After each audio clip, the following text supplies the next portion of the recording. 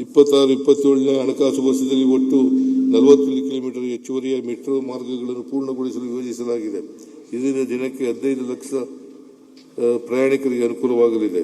ಹೊರವರ್ತುಲ ರಸ್ತೆಯ ಮೆಟ್ರೋ ವಯೋಡೆಕ್ಟ್ ಉದ್ದಕ್ಕೂ 9 ಕಿಲೋಮೀಟರ್ ಪಾದಚಾರಿ ನಡಿಗೆ ಮಾರ್ಗವನ್ನು ಅಂದಾಜು 160 ಕೋಟಿ ರುಗಳ ವೆಚ್ಚದಲ್ಲಿ ಹೊರವರ್ತುಲ ಕಂಪನಿಗಳ ಸಂಘದ ಪ್ರಾಯೋಜಕತ್ವದಲ್ಲಿ ನಿರ್ಮಿಸಲಾಗುವುದು. ಬೆಂಗಳೂರು ನಗರದ ಸುಮಾರು 1.40 ಕೋಟಿ ಜನರಿಗೆ ಕುಡಿಯುವ ನೀರು ಪೂರೈಸಲು ಕಾವೇರಿ ನೀರು ಸರಬರಾಜು ಯೋಜನೆಯ 1ರಿಂದ 5ನೇ ಹಂತಗಳ ಮೂಲಕ ಒಟ್ಟು 2225 MLD ನೀರು ಪೂರೈಸಲಾಗುತ್ತಿದೆ. ಇದೀಗ ಜೈಕಾ ನೆರವಿನಿಂದ 6,939 ಕೋಟಿ ರುಗಳ ವೆಚ್ಚದಲ್ಲಿ ಹೆಚ್ಚುವರಿಯಾಗಿ 6 TMC ನೀರನ್ನು ಪೂರೈಸಲು ಕಾವೇರಿ 6ನೇ ಹಂತದ ಯೋಜನೆಯನ್ನು ನಮ್ಮ ಸರ್ಕಾರದಿಂದ ರೂಪಿಸಲಾಗಿದೆ. ಬೆಂಗಳೂರಿನ ಸಂಚಾರ ದಟ್ಟಣೆಯನ್ನು ಕಡಿಮೆ ಮಾಡಲು ತುಮಕೂರು ರಸ್ತೆಯಿಂದ ಹೊಸೂರು ರಸ್ತೆಯವರೆಗೆ 73 ಕಿಲೋಮೀಟರ್ ಉದ್ದದ ಬೆಂಗಳೂರು ಬಿಸಿನೆಸ್ ಕಾರಿಡಾರ್ ಭಾಗ 1 ನಿರ್ಮಾಣಕ್ಕೆ ಭೂಸ್ವಾಧೀನ ಪ್ರಕ್ರಿಯೆ ತ್ವರಿತಗತಿಯಲ್ಲಿ ನಡೆಯುತ್ತಿದ್ದು, ರೈತರಿಗೆ ಸಮರೋಪಾದಿಯಲ್ಲಿ ಪರಿಹಾರ ವಿತರಿಸಲಾಗುತ್ತಿದೆ. ಈ ರಸ್ತೆಯನ್ನು 4 ವರ್ಷಗಳಲ್ಲಿ ಪೂರ್ಣಗೊಳಿಸುವ ಗುರಿ ಹೊಂದಲಾಗಿದೆ. ಹೆಬ್ಬಾಳ ಜಂಕ್ಷನ್ನಿಂದ HSR ಲೇಔಟ್ ಸಿಲ್ಕ್ ಬೋರ್ಡ್ ವರೆಗಿನ ಉತ್ತರ ದಕ್ಷಿಣ ಕಾರಿಡಾರ್ ಯೋಜನೆ ಹಾಗೂ KR ಪುರಂನಿಂದ ಮೈಸೂರು ರಸ್ತೆಯವರೆಗಿನ ಪೂರ್ವ ಪಶ್ಚಿಮ ಕಾರಿಡಾರ್ ಯೋಜನೆ ಒಟ್ಟಾರೆ 40 ಕಿಲೋಮೀಟರ್ ಉದ್ದದ ಸುರಂಗ ಮಾರ್ಗವನ್ನು 40,000 ಕೋಟಿ ರೂಪಾಯಿಗಳ ಅಂದಾಜು ಮೊತ್ತದಲ್ಲಿ ಬೂಟ್ ಮಾದರಿಯಲ್ಲಿ ಕೈಗೊಳ್ಳಲು ಅನುಮೋದಿಸಲಾಗಿದೆ. ಮೊದಲನೇ ಹಂತದಲ್ಲಿ 17 ಕಿಲೋಮೀಟರ್ ಉದ್ದದ ಉತ್ತರ ದಕ್ಷಿಣ ಕಾರಿಡಾರ್ ಯೋಜನೆಯನ್ನು 17,780 ಕೋಟಿ ರೂಗಳ ಮೊತ್ತಕ್ಕೆ ಟೆಂಡರ್ ಕರೆಯಲಾಗಿದೆ. ಹೆಬ್ಬಾಳ ಜಂಕ್ಷನ್ನಿಂದ ಮೇಕ್ರಿ ಸರ್ಕಲ್ ವರೆಗೆ ಸುರಂಗ ಮಾರ್ಗ, ಟನೆಲ್ ರೋಡ್ ಹಾಗೂ ಮೇಲ್ ಸೇತುವೆ, ಎಲಿವೇಟೆಡ್ ರಸ್ತೆಯನ್ನು 2,250 ಕೋಟಿ ರು ವೆಚ್ಚದಲ್ಲಿ ಬೆಂಗಳೂರು ಅಭಿವೃದ್ಧಿ ಪ್ರಾಧಿಕಾರದ ವತಿಯಿಂದ ನಿರ್ಮಿಸಲಾಗುವುದು. ಬೆಂಗಳೂರು ನಗರದ ದಟ್ಟಣೆಯನ್ನು ಕಡಿಮೆ ಮಾಡಲು ನೆಲಮಂಗಲ, ತಾವರೆಕೆರೆ, ಬಿಡದಿ ಮಧ್ಯಂತರ ವರ್ತುಲ ರಸ್ತೆಯನ್ನು BMRDA ಹಾಗೂ ಸ್ಥಳೀಯ ಯೋಜನಾ ಪ್ರಾಧಿಕಾರಗಳ ಆರ್ಥಿಕ ಸಂಪನ್ಮೂಲಗಳನ್ನು ನಿರ್ಮಿಸಲಾಗುವುದು. ಮುಖ್ಯಮಂತ್ರಿಗಳ ಅಮೃತ ನಗರೋತ್ಥಾನ ಯೋಜನೆ ಹಂತ 4ರ ಅಡಿಯಲ್ಲಿ ಮೂಲಸೌಕರ್ಯ ಅಭಿವೃದ್ಧಿ ಕಾಮಗಾರಿಗಳನ್ನು 3,885 ಕೋಟಿ ರುಗಳ ಮೊತ್ತದಲ್ಲಿ ಅನುಷ್ಠಾನಗೊಳಿಸಲಾಗುತ್ತಿದೆ. ಇಲ್ಲಿಯವರೆಗೂ ರಾಜ್ಯ ಸರ್ಕಾರದಿಂದ 1,716 ಕೋಟಿ ರುಗಳನ್ನು ಬಿಡುಗಡೆ ಮಾಡಲಾಗಿದೆ.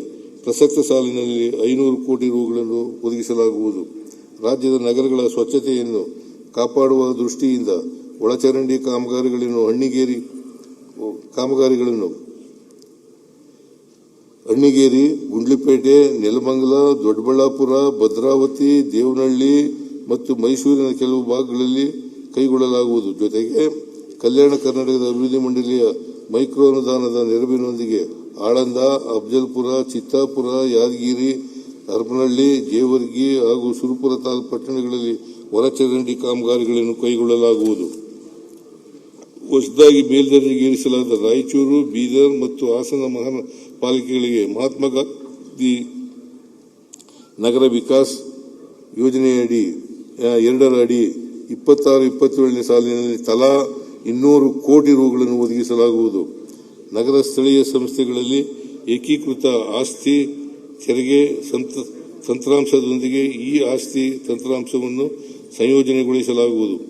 ತೆರಿಗೆ ಬೇಡಿಕೆ ಮತ್ತು ಬಾಕಿ ವಿವರಗಳನ್ನು ಸ್ವಯಂಚಾಲಿತವಾಗಿ ಸೂಚಿಸುವ ಯೂನಿಫೈಡ್ ಪ್ರಾಪರ್ಟಿ ಟ್ಯಾಕ್ಸ್ ವ್ಯವಸ್ಥೆಯನ್ನು ಜಾರಿಗೊಳಿಸಲಾಗುವುದು. ನಗರ ಸ್ಥಳೀಯ ಸಂಸ್ಥೆಗಳ ಸ್ಥಿರಾಸ್ತಿಗಳು ಹಾಗೂ ವಾಣಿಜ್ಯ ಸಂಕೀರ್ಣಗಳ ನಿರ್ವಹಣಾ ಪ್ರಕ್ರಿಯೆಗಳು ಸರಳಗೊಳಿಸಲು ಹಾಗೂ ಏಕರೂಪದ ನೀತಿಯನ್ನು ಪಾಲಿಸಲು ದಿ ಎಸ್ಟೇಟ್ ಮ್ಯಾನೇಜ್ಮೆಂಟ್ ರೂಲ್ಸ್ 2026 ಜಾರಿಗೊಳಿಸಲಾಗುವುದು. ನಗರ ಪ್ರದೇಶಗಳ ಆಯ್ದ ಜಾಗಗಳಲ್ಲಿ ಸ್ಥಳೀಯ ಸ್ಥಳಗಳನ್ನು ದಟ್ಟವಾಗಿ ನೆಟ್ಟು ನೈಸರ್ಗಿಕ ಹಸಿರು ಪ್ರದೇಶಗಳನ್ನಾಗಿಸಲು 100 ಮಿಯಾವಾಕಿ ಪಾರ್ಕ್ಗಳನ್ನು ನಿರ್ಮಿಸಲಾಗುವುದು.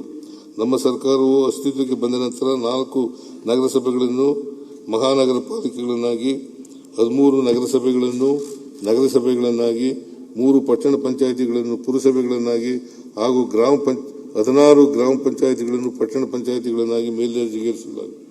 ಉನ್ನತ ವ್ಯಾಸಂಗ ಮತ್ತು ಸ್ಪರ್ಧಾತ್ಮಕ ಪರೀಕ್ಷೆಗೆ ಸಿದ್ಧತೆಗಾಗಿ ಬರುವ ವಿದ್ಯಾರ್ಥಿಗಳಿಗಾಗಿ ಧಾರವಾಡದಲ್ಲಿ 4 ಹಾಗೂ ಬೆಂಗಳೂರಿನಲ್ಲಿ 2 ಇಂದಿರಾ ಕ್ಯಾಂಟೀನ್ಗಳನ್ನು ಪ್ರಾರಂಭಿಸಲಾಗುವುದು. ಕಲಬುರಗಿ ನಗರಕ್ಕೆ 224/7 ಶಾಶ್ವತವಾಗಿ ಗುಣಮಟ್ಟದ ನೀರನ್ನು ಒದಗಿಸಲು ಅಂದಾಜು 1863 ಕೋಟಿ ರು ವೆಚ್ಚದ ಕಾಮಗಾರಿಗೆ ವಿಸ್ತೃತ ಯೋಜನಾ ವರದಿಯನ್ನು ಸಿದ್ಧಪಡಿಸಲಾಗುವುದು. ದಾವಣಗೆರೆ ದಕ್ಷಿಣ ವಿಧಾನಸಭೆ ಕ್ಷೇತ್ರದ ವ್ಯಾಪ್ತಿಯಲ್ಲಿ ಪರಿಶಿಷ್ಟ ಜಾತಿ, ಪರಿಶಿಷ್ಟ ಪಂಗಡ ಹಾಗೂ ಅಲ್ಪಸಂಖ್ಯಾತರು ಹೆಚ್ಚಾಗಿ ವಾಸಿಸುತ್ತಿರುವ ವಿವಿಧ ಭಾಗಗಳಲ್ಲಿ ಮೂಲಭೂತ ಸೌಕರ್ಯಗಳ ಅಭಿವೃದ್ಧಿಗಾಗಿ 100 ಕೋಟಿ ರು ಒದಗಿಸಲಾಗುವುದು. ಇಂಧನ ರಾಜ್ಯದ ಬೆನ್ನೆಲುಬಾಗಿರುವ 21 ಲಕ್ಷ ರೈತರ ಕೃಷಿ ಚಟುವಟಿಕೆಗೆ ಜೀವನಾಡಿಯಾಗಿರುವ 36 ಲಕ್ಷಗಳಷ್ಟು ನೀರಾವರಿ ಪಂಪ್ಸೆಟ್ಗಳಿಗೆ ಉಚಿತ ವಿದ್ಯುತ್ ಸಹಾಯಧನ ಯೋಜನೆಯಡಿ ಕಳೆದ 3 ವರ್ಷಗಳಲ್ಲಿ 48,000 ಕೋಟಿ ರೂಪಾಯಿ ಒದಗಿಸಲಾಗಿರುತ್ತದೆ. ಪ್ರಸಕ್ತ ಸಾಲಿನಲ್ಲಿ 19,890 ಕೋಟಿ ರೂಪಾಯಿಗಳನ್ನು ಒದಗಿಸಲಾಗಿದೆ. ಪಂಚ ಗ್ಯಾರಂಟಿ ಯೋಜನೆಗಳಲ್ಲಿ ಒಂದಾದ ಗೃಹ ಜ್ಯೋತಿ ಯೋಜನೆಯಡಿ ಇದುವರೆಗೆ 1.74 ಕೋಟಿ ಗ್ರಾಹಕರು ನೋಂದಾಯಿಸಿರುತ್ತಾರೆ. ಕಳೆದ 3 ವರ್ಷಗಳಲ್ಲಿ ಈ ಯೋಜನೆಗೆ 28,000 ಕೋಟಿ ರೂಪಾಯಿಗಳನ್ನು ಒದಗಿಸಲಾಗಿದ್ದು, ಪ್ರಸಕ್ತ ವರ್ಷದಲ್ಲಿ 10,578 ಕೋಟಿ ರೂಪಾಯಿಗಳನ್ನು ಒದಗಿಸಲಾಗಿದೆ. ಕುಸುಮ್ ಸಿ ಯೋಜನೆಯಡಿ ನೀರಾವರಿ ಪಂಪ್ಸೆಟ್ಗಳ ವಿಕೇಂದ್ರೀಕೃತ ಫೀಡರ್ ಸೌರೀಕರಣವನ್ನು ಕೈಗೊಳ್ಳಲಾಗಿದೆ. ಪ್ರಸಕ್ತ ಸಾಲಿನಲ್ಲಿ 2,707 ಮೆಗಾವ್ಯಾಟ್ ಸಾಮರ್ಥ್ಯದ ಯೋಜನೆಗಳನ್ನು ಕಾರ್ಯಗತಗೊಳಿಸಲಾಗುವುದು. ಪ್ರಸಕ್ತ ಸಾಲಿನಲ್ಲಿ ರಾಜ್ಯ ಸರ್ಕಾರವು ಮುಖ್ಯಮಂತ್ರಿ ಸೌರ ಕೃಷಿ ಯೋಜನೆ ಎಂಬ ಹೊಸ ಯೋಜನೆಯನ್ನು ಕುಸುಮ್ ಸಿ ಮಾದರಿಯಲ್ಲಿ ಜಾರಿಗೆ ತರಲಿದೆ. ಈ ಯೋಜನೆಯಡಿಯಲ್ಲಿ ಕೆಪಿಟಿಸಿಎಲ್ ಉಪಕೇಂದ್ರಗಳಲ್ಲಿ ರಿನ್ಯೂವಬಲ್ ಎನರ್ಜಿ ಸರ್ವಿಸ್ ಕಂಪನಿ ಮಾದರಿಯಲ್ಲಿ ಅಂದಾಜು 10,500 ಕೋಟಿ ರು ವೆಚ್ಚದಲ್ಲಿ 3,000 ಮೆಗಾವ್ಯಾಟ್ ಕ್ಷಮತೆಯ ಸೌರ ವಿದ್ಯುತ್ ಸ್ಥಾವರಗಳನ್ನು ಪ್ರಾರಂಭಿಸಲಾಗುವುದು. ಕೆಪಿಟಿಸಿಎಲ್ ವತಿಯಿಂದ ಪ್ರಸರಣ ಜಾಲವನ್ನು ವೃದ್ಧಿಸಲು 25-26ನೇ ಸಾಲಿನಲ್ಲಿ 100 ಹೊಸ ಉಪಕೇಂದ್ರಗಳನ್ನು ಸ್ಥಾಪಿಸಲು ಕ್ರಮ ಕೈಗೊಂಡಿದ್ದು, 2026-27ನೇ ಸಾಲಿನಲ್ಲಿಯೂ ಸಹ 100 ಹೊಸ ಉಪಕೇಂದ್ರಗಳನ್ನು ಸ್ಥಾಪಿಸಲು ಉದ್ದೇಶಿಸಿದೆ. 25-26ನೇ ಸಾಲಿನಲ್ಲಿ ನವೀಕರಿಸಬಹುದಾದ ಇಂಧನ ಸಮತೋಲನ ಮತ್ತು ಗರಿಷ್ಠ ಲೋಡ್ ಶೆಡ್ ನಿರ್ವಹಣೆಗಾಗಿ 1,000 ಮೆಗಾವ್ಯಾಟ್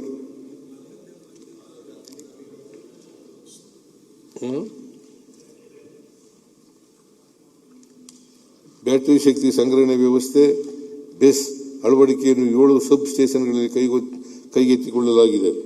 26-27ನೇ ಸಾಲಿನಲ್ಲಿ 2,000 ಮೆಗಾವ್ಯಾಟ್ ಬೆಸ್ ಯೋಜನೆಯನ್ನು ಅಂದಾಜು 3,400 ಕೋಟಿ ರು ವೆಚ್ಚದಲ್ಲಿ ಹುಲಿಯೂರು, ಪಾವಗಡ ಮತ್ತು ಕುಷ್ಟಗಿಯ ಸಬ್ಸ್ಟೇಷನ್ಗಳಲ್ಲಿ ಕೈಗೆತ್ತಿಕೊಳ್ಳಲಾಗಿದೆ.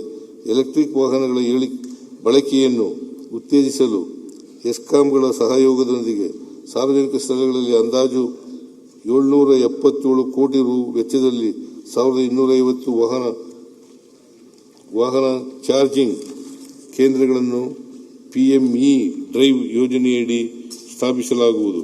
ನವೀಕರಿಸಬಹುದಾದ ಇಂಧನ ಕ್ಷೇತ್ರದಲ್ಲಿ ನವೋದ್ಯಮಗಳನ್ನು ಉತ್ತೇಜಿಸಲು IIM Bengaluru, University of New South Wales Australia ಹಾಗೂ Indian Institute of Science Bengaluru ಇವರ ಸಹಯೋಗದಲ್ಲಿ ಸ್ಟಾರ್ಟ್ಅಪ್ಗಳಿಗೆ ಇನ್ಕ್ಯುಬೇಷನ್ ಸೆಂಟರ್ಗಳನ್ನು 20 ಕೋಟಿ ರು ವೆಚ್ಚದಲ್ಲಿ ಪ್ರಾರಂಭಿಸಲಾಗುವುದು. ಲೋಕೋಪಯೋಗಿ 25-26ನೇ ಸಾಲಿನಲ್ಲಿ 216 ಸೇತುವೆಗಳ ನಿರ್ಮಾಣ, 288 ಸೇತುವೆ ದುರಸ್ತಿ ಹಾಗೂ 386 ಕಾಲು ಸಂಕಗಳ ಫುಟ್ ಬ್ರಿಡ್ಜ್ ನಿರ್ಮಾಣ ಕಾಮಗಾರಿಗಳನ್ನು 2,000 ಕೋಟಿ ರು ವೆಚ್ಚದಲ್ಲಿ ಕೈಗೊಳ್ಳಲು ಅನುಮೋದಿಸಲಾಗಿದೆ. ಈ ಕಾರ್ಯಕ್ರಮವನ್ನು ಮುಂದುವರಿಸಿ ಸೇತುವೆಗಳ ನಿರ್ಮಾಣಕ್ಕಾಗಿ ಮುಂದಿನ 2 ವರ್ಷಗಳಲ್ಲಿ 2,000 ಕೋಟಿ ರು ಮೊತ್ತವನ್ನು ಒದಗಿಸಲಾಗುವುದು. 400 ಕೋಟಿ ರು ಅಂದಾಜು ಮೊತ್ತದ 135 ಕಿಲೋಮೀಟರ್ ಉದ್ದದ ವಾಗ್ದಾರಿ ರಿಬ್ಬನ್ನಲ್ಲಿ ರಸ್ತೆ ಅಗಲೀಕರಣ ಹಾಗೂ ಅಭಿವೃದ್ಧಿ ಕಾಮಗಾರಿಯನ್ನು KKRDB ಇಂದ 50% ಅನುದಾನ ಒದಗಿಸಿಕೊಂಡು ಅಭಿವೃದ್ಧಿಪಡಿಸಲಾಗುವುದು. ಇಲಾಖೆ ಅಧೀನದ ಆಸ್ತಿ ದಾಖಲೆಗಳನ್ನು ಲ್ಯಾಂಡ್ ಪ್ಲಾನ್ ಸರ್ವೆ ಮಾಡಿ ಡಿಜಿಟಲೈಸೇಷನ್ ಹಾಗೂ ರೆಕಾರ್ಡ್ ರೂಮ್ ನಿರ್ಮಾಣವನ್ನು ಒಟ್ಟಾರೆ 5 ಕೋಟಿ ರು ಮೊತ್ತದಲ್ಲಿ ಕೈಗೊಳ್ಳಲಾಗುವುದು. ರಾಜ್ಯದ ಮಲೆನಾಡು ಕರಾವಳಿ ಪ್ರದೇಶಗಳಲ್ಲಿ ಸಂಪರ್ಕ ರಹಿತ ಜನವಸತಿ ಪ್ರದೇಶಗಳಿಗೆ ಸಾರ್ವಜನಿಕರ ಮತ್ತು ಶಾಲಾ ವಿದ್ಯಾರ್ಥಿಗಳ ಸುರಕ್ಷತೆಗಾಗಿ 300 ಕಾಲು ಸುಂಕಗಳನ್ನು ಫುಟ್ ಬ್ರಿಡ್ಜ್ ನಿರ್ಮಿಸಲಾಗುವುದು. ರಾಜ್ಯ ಹೆದ್ದಾರಿ ಅಭಿವೃದ್ಧಿ ಯೋಜನೆ SHDP ಹಂತ 5 ಘಟ್ಟ 1 ರೆಡಿ 1512 ಕಿಲೋಮೀಟರ್ ಉದ್ದದ ರಸ್ತೆಯನ್ನು 4000 ಕೋಟಿ ಮೊತ್ತದಲ್ಲಿ ಈಗಾಗಲೇ ಕೈಗೊಂಡಿದ್ದು, ಮುಂದುವರೆದು ಘಟ್ಟ 2 ರೆಡಿ 1846 ಕಿಲೋಮೀಟರ್ ಉದ್ದದ ರಸ್ತೆಯನ್ನು 5000 ಕೋಟಿ ರು ಮೊತ್ತದಲ್ಲಿ ಅಭಿವೃದ್ಧಿಪಡಿಸಲಾಗುವುದು.